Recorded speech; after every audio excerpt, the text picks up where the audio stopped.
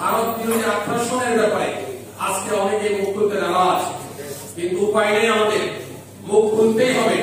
এই দেশে আজকে গণপরিষদ যে লিস্ট এখানে দিয়েছে 24 লক্ষ লোকের কথা উল্লেখ করেছে, তার হিসাব মতে এই সংখ্যা অনেক বেশি। অবৈধভাবে বাংলাদেশে তারা বসবাস করছে এবং বড় বড় চাকরি তারা করছে।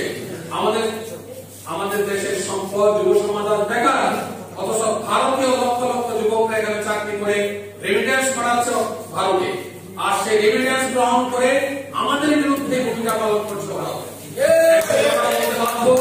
যে পাখির মতো গুলি করে সীমান্তে মানুষ মারা হয়। আমি গতকাল পত্রিকা দিয়েছি মঙ্গলবারের যে ঘটনা, তেতুলিয়া সীমান্তে 2 জন ভাইকে হত্যা করা হয়েছিল। সেই জায়গায় হত্যার পরে বাংলাদেশের বিজিবি এবং দায়িত্বপ্রাপ্ত লোকেরা ফ্ল্যাট বৈঠক করেছে লাশ আনার জন্য। কত লজ্জাস্কর বিষয়, লাশ আনার জন্য ফ্ল্যাট বৈঠক করে এই সাহস হয় না যে এর একটা প্রশ্ন জিজ্ঞাসা করা হয় কেন তাদেরকে হত্যা করা হয়েছে, অথবা হত্যার বদলে প্রতিশোধ নেওয়ার মতো মানসিকতা পর্যন্ত আজকে আমরা হারিয়ে ফেলেছি।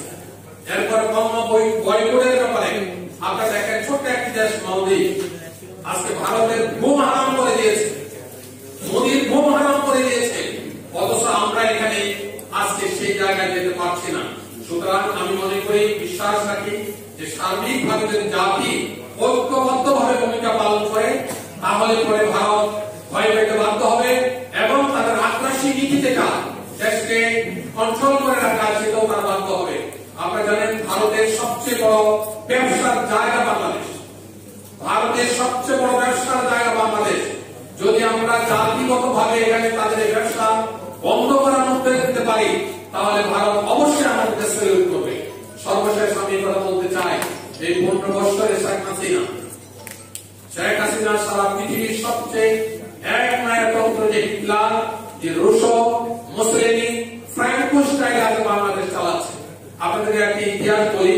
বুহারি নাইজেরিয়ার প্রেসিডেন্ট হওয়ার পরে সাংবাদিকরা তাকে জিজ্ঞাসা করেছিল, আপনি কি এইভাবে মেরে কেটে নির্ধারণ করে ইলেকশন রিগিং করে আপনি ক্ষমতা আসলেন, how many days you will be continue the country?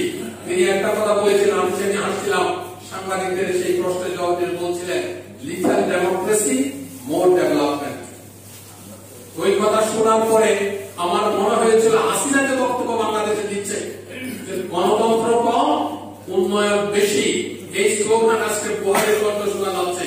সুতরাং আসুন আমরা ঐক্যবদ্ধভাবে আন্দোলন গড়ে তুলি, এই সরকারের বিরুদ্ধে আন্দোলন গড়ে তুলি, ভারতীয় আগ্রাসনের বিরুদ্ধে আমরা আন্দোলন গড়ে তুলি এবং ভারতীয় পণ্য বয়কট করি। দেখবেন ভারত ঠিকই সোজা হয়ে গেছে।